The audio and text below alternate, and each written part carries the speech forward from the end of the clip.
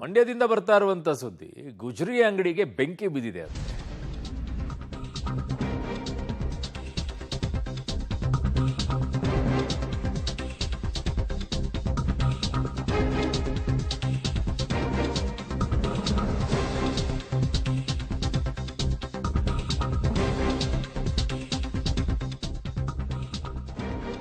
ರೈತನ ಜಮೀನಿನಲ್ಲಿ ಪ್ಲಾಸ್ಟಿಕ್ ಅನ್ನ ಸಂಗ್ರಹಿಸಿದ್ದಂತಹ ವ್ಯಕ್ತಿ ಬೆಂಕಿಯನ್ನ ಈಗ ಅಗ್ನಿಶಾಮಕ ಸಿಬ್ಬಂದಿ ನಂದಿಸೋದ್ರಲ್ಲಿ ಯಶಸ್ವಿಯಾಗಿದ್ದಾರೆ.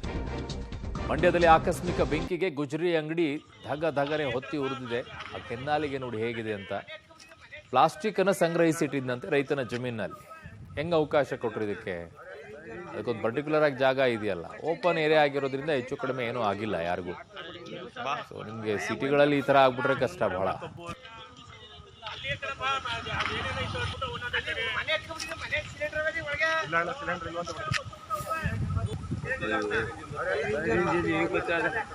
ಫಸ್ಟ್ ಇಲ್ಲಿ ಕಬ್ಬುಂಗ ಈ ಕಡೆ ಸೈಡ್ ತೆಂಗಿನ ಮರಗಳು ಕಬ್ಬು